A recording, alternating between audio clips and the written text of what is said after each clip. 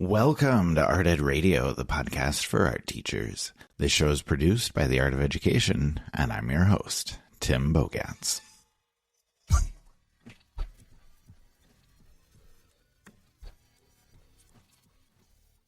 On today's episode, I am excited to welcome a brand new guest, Brooke Morse. Brooke is a 6th through 12th grade art teacher with a really wide-ranging teaching background from elementary to high school. She's worked as a STEAM coordinator, and she has a very interesting path that has taken her through discipline-based art education, project-based learning, and now a really cool combination of student choice, teaching for artistic behavior, and studio habits of mind. So I'm very excited to talk to her about how she balances all of that today.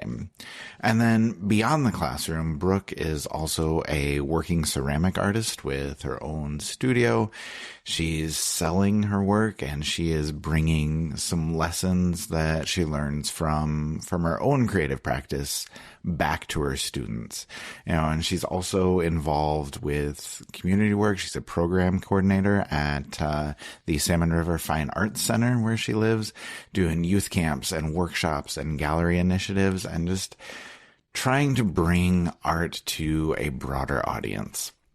But for today, we're going to focus on curriculum, on how Brooke builds her curriculum, and how she balances discipline-based art education and choice, and how she sort of blends that structure and choice in ways that are helping her students grow as artists, grow as people, and I want to see what that looks like with 6th graders and how it sort of builds and spirals, and how that structure develops as students get older, and how she does that gradual release of responsibility to give them more choice. I think she's got a very interesting framework when it comes to her curriculum, how she balances skill building and creativity and just bringing in the power of reflection and how students learn. So I'm excited to talk to her about all that. She is here. She's ready to go. So let me bring on Brooke Morse.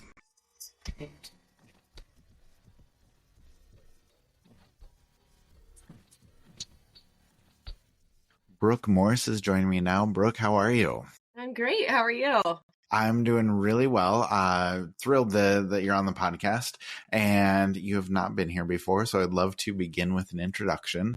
Can you tell us about yourself and your teaching, or your art that you create? Anything else that you would like to share? Sure. Yeah. So I'm currently a 6th through 12th grade art teacher. And in a past life, I guess I started my career in middle school, and then I was a little bit bounced around to a couple different spots. I did a K through 6 art education for a little bit. I worked as a STEAM coordinator at a innovation school in Massachusetts for about 3 years. And that was a really cool experience. And that kind of opened up all of the possibilities that I now practice in my education experience now. But I moved back to New York, and now I'm a 6th through 12th grade art teacher. Very cool. Very cool. And can you tell us a little bit about the art that you create, what you make on your own? Oh, sure. So I'm a practicing ceramic artist. So I have a studio at my house, and my ceramics is in a couple shops around the local area. It's something that's so incredible to me because I can come home and learn more, and it's definitely like a meditative and relaxing experience for me.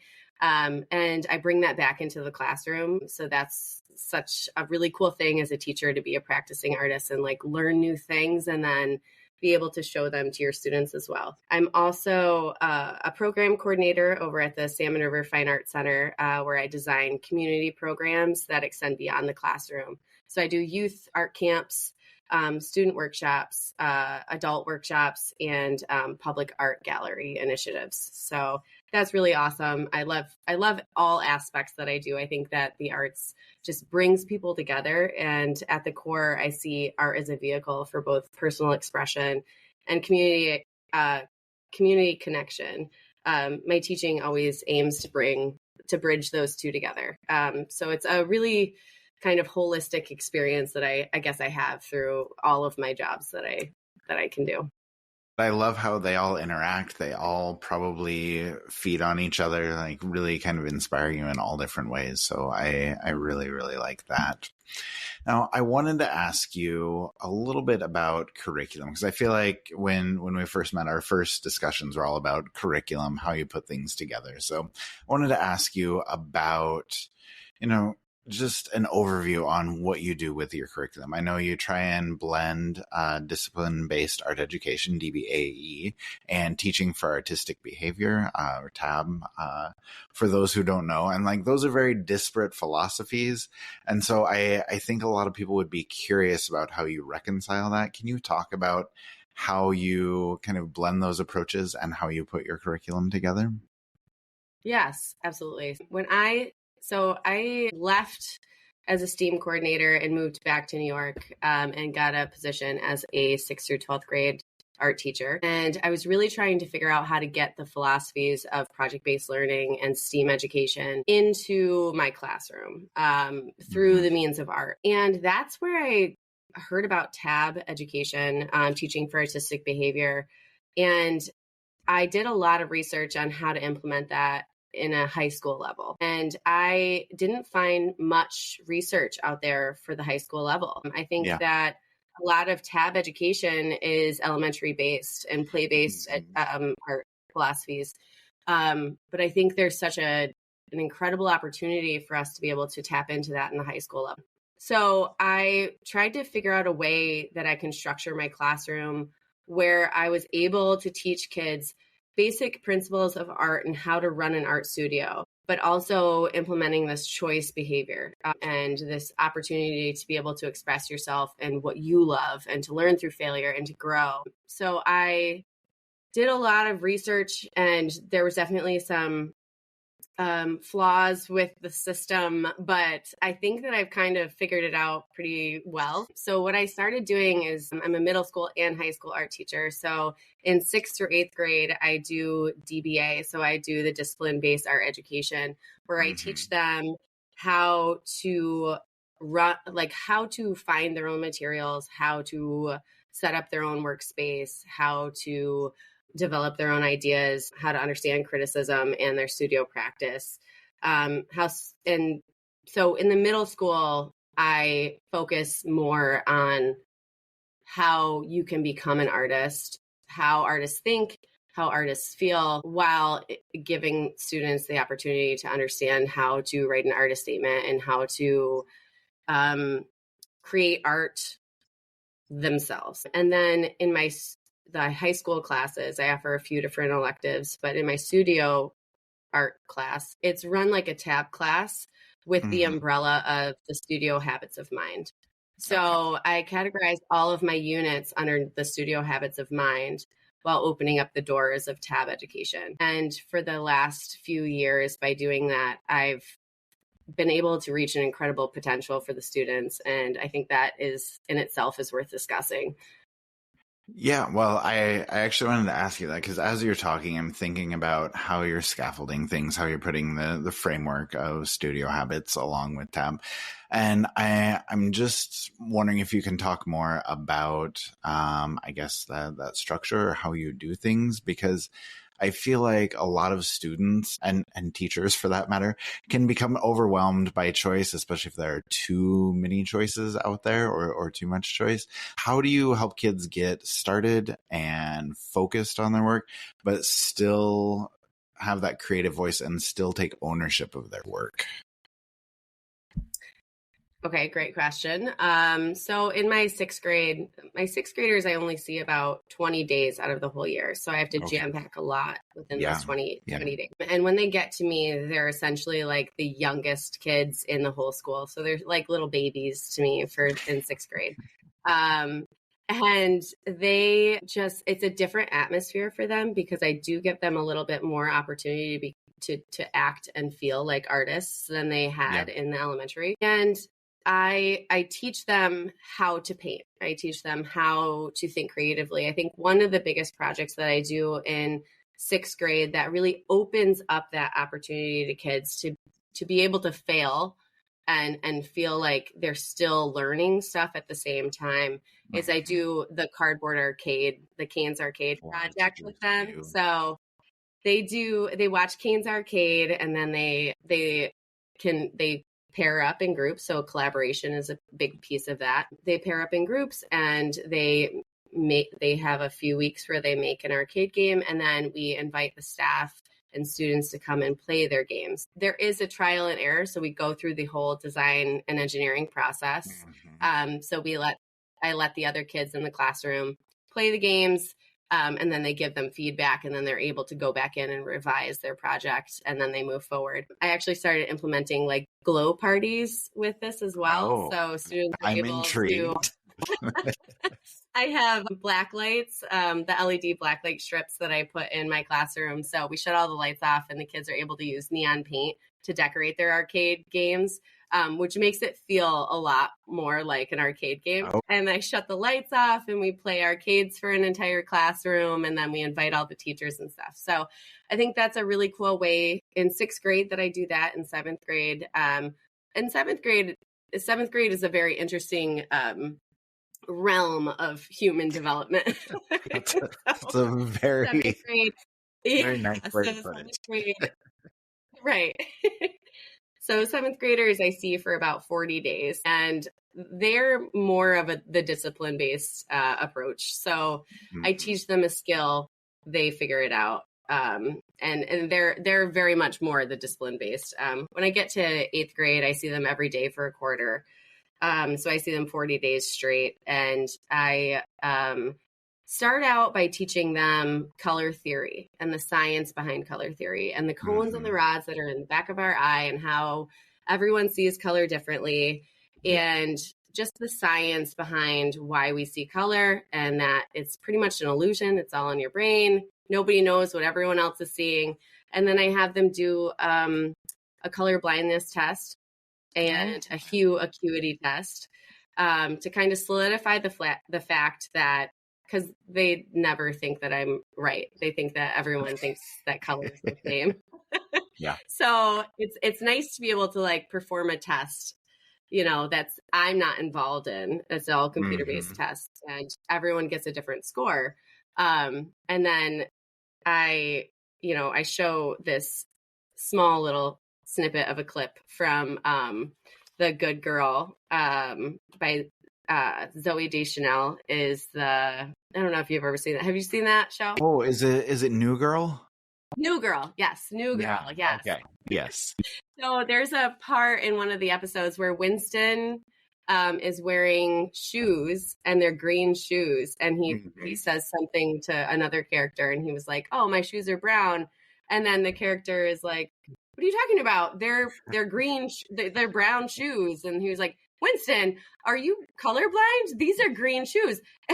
And it's just really funny. And it's just like a really nice way to like interact with the kids about it. And so after we do that, I do a color mixing unit where I give them the primary colors plus black and white, and I give them a paint chip, and they have to figure out how to make that color.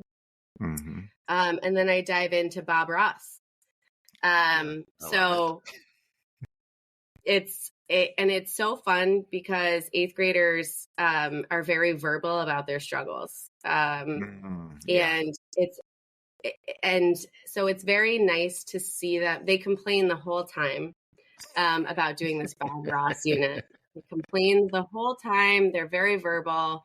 And it's a very cool thing for me as the art teacher to watch them go through the struggle, feel like they're failing, tell them they're doing a great job, and they persist and they show grit. And then at the end of the project, they have this beautiful painting. It might not look exactly like Bob Ross's, but every single kid at the end of this Bob Ross unit is just blown away about the fact that they can create this masterpiece in their eyes, you know? So that's kind of how I scaffold the discipline-based art principles. And then when we get into high school, It's a whole nother realm of education. So let me ask you about that. Like, as you're working with high schoolers, as you're working with kids who have some experience in techniques and the discipline-based side of things, how do you know when kids are ready for more choice? Is it just grade level, or is there, going back and forth in your mind, like, is there kind of a we need more structure versus a let's open this up further debate? Like, what are those signals in your classroom? How do you know when kids are ready for more choice? That is a wonderful question. So I'm actually going through this right now. I started, so my studio class, I am now thinking that my studio class needs a little bit more practice before I give them the choice that they have. Yeah. And I know that because I hear a lot of Miss Morse, Miss Morse, wait. And I hear my name like 1,000 times in a classroom. And I find myself sitting with a student more often than I should be. I think tab is something that is very student centered. And when the student doesn't feel like they're making the right choices anymore, or that they're questioning all of the choices that they're making, I think that's when you need to go back and reteach a lot of those principles that are initially the flat line of a tab program. Yeah. So I introduce a concept. Right now we are doing portraits. So we start out the year with self-portraits. And I have my program's a little bit different, I think, than a lot of other schools. I'm the only high school art teacher in my school. So I have 9th through 12th graders all in the same classroom, but I'm also teaching 4 different classes within the same all at the same time. Yeah. So I have studio 1, 2, 3, and 4 all within the same class. And in a normal tab classroom, that would be okay because everyone's at different levels and everyone is doing something different at the same time. So I start pretty much with an open-ended theme. So this was a self-portrait project. My Studio 1 students, we talked about value and weighted value, lightest lights, darkest darks. And I take their portrait for them, and I turn it black and white, and they do a grid.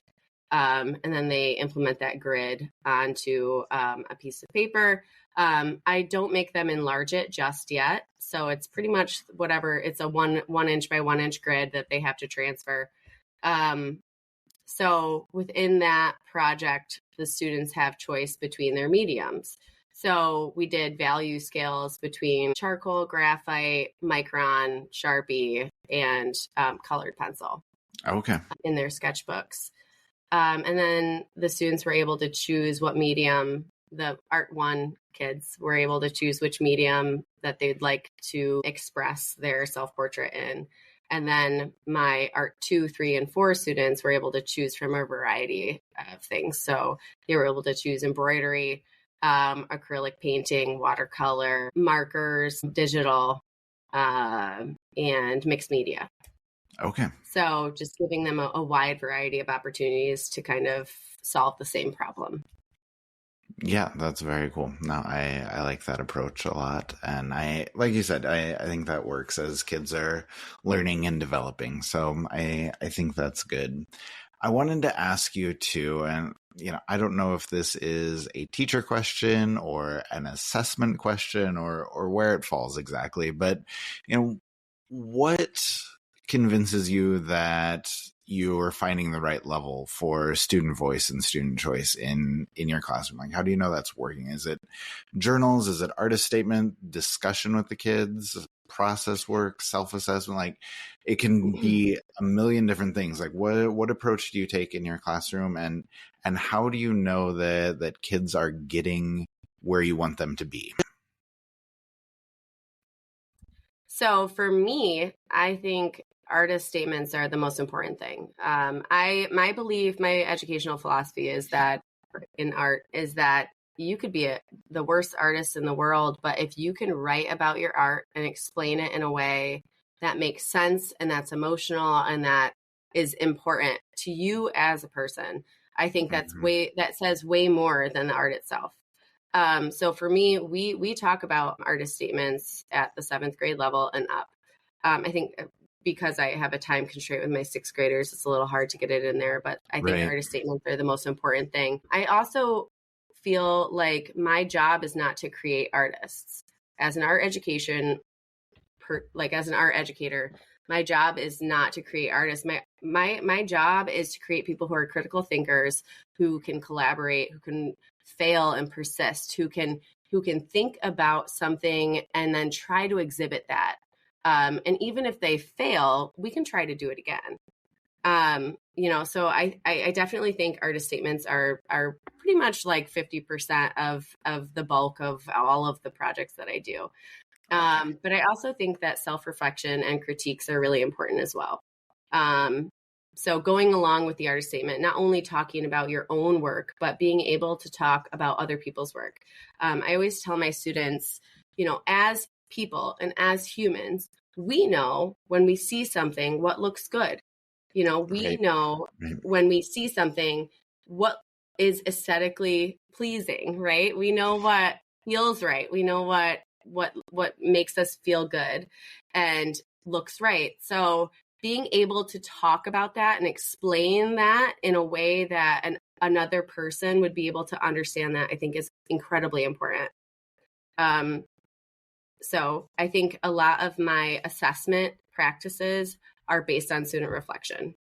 And being able to analyze the fact that if you in your mind thought that you were going to be able to create something, and maybe you were thinking way outside the box or like bigger than you've ever thought, and you've created this thing that didn't, own up to what you pictured in your head, being able to talk about like what I could have done to maybe make that process easier, or a choice that you made through that process that maybe you would have changed. I think that's the most important thing about art, and my job as an art educator, because that doesn't just fall in the realm of studio art. It can be, in your professional practice when you are an adult, being able to self-reflect and figure out the choices that you made and how you can make it right, next time that you do it. So.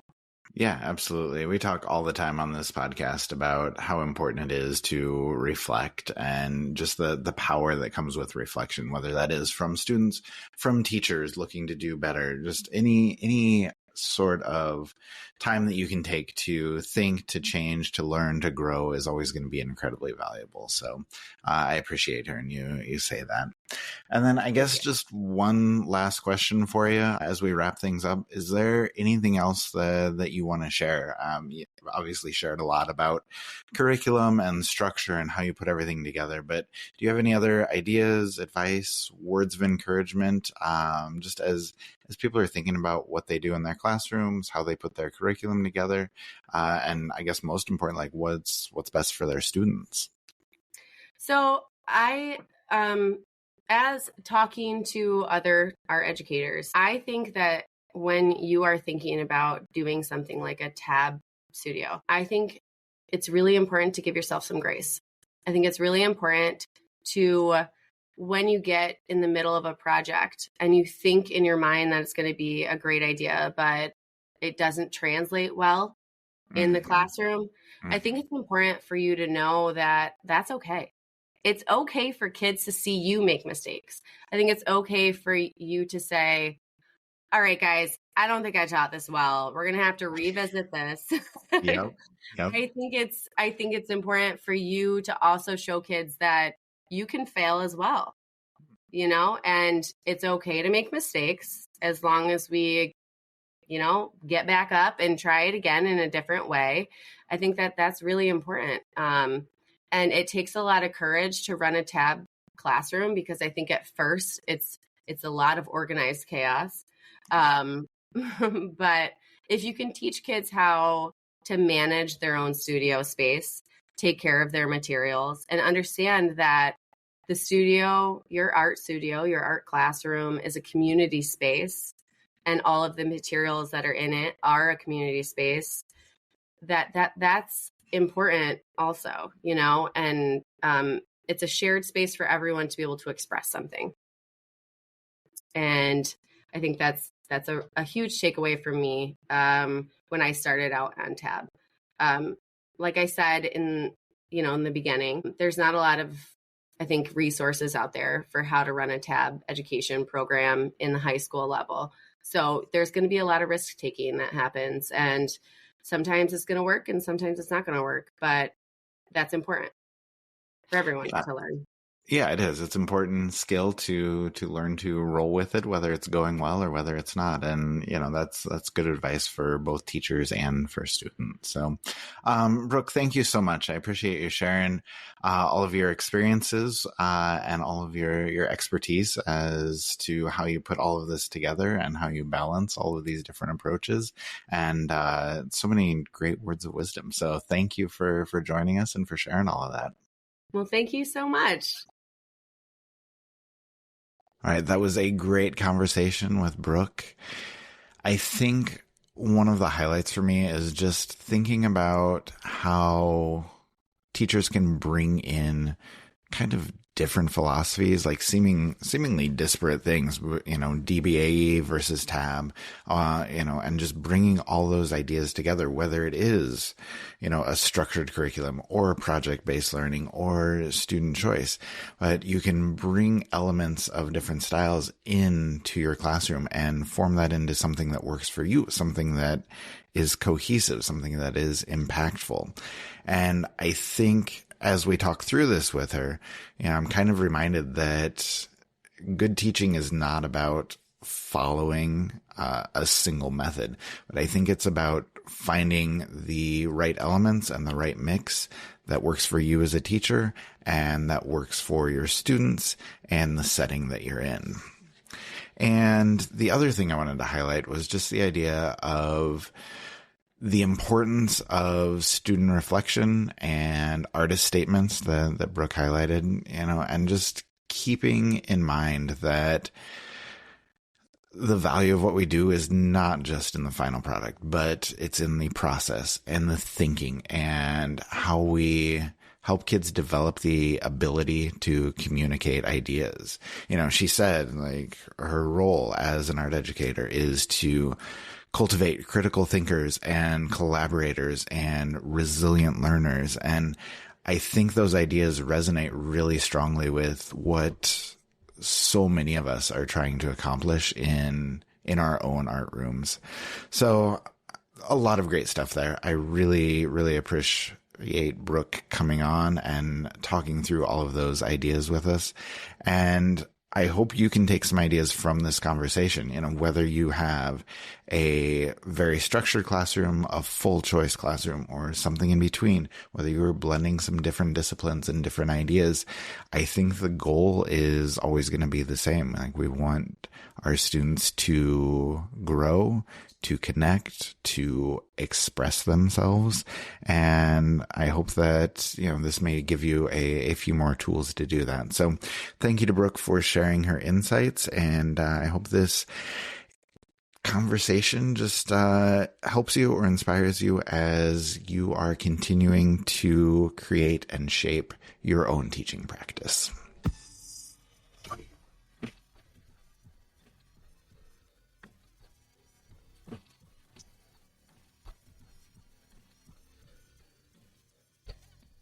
Art Ed Radio is produced by The Art of Education with audio engineering from Michael Crocker. Thank you, as always, for listening. If you enjoyed today's episode, share it with a friend, and don't forget to follow. Leave us a quick 5-star review on Apple Podcasts, Spotify, or wherever you listen. It really helps others find the show. We will be back next week with Amanda Hine and our mailbag episode. We'll talk to you then.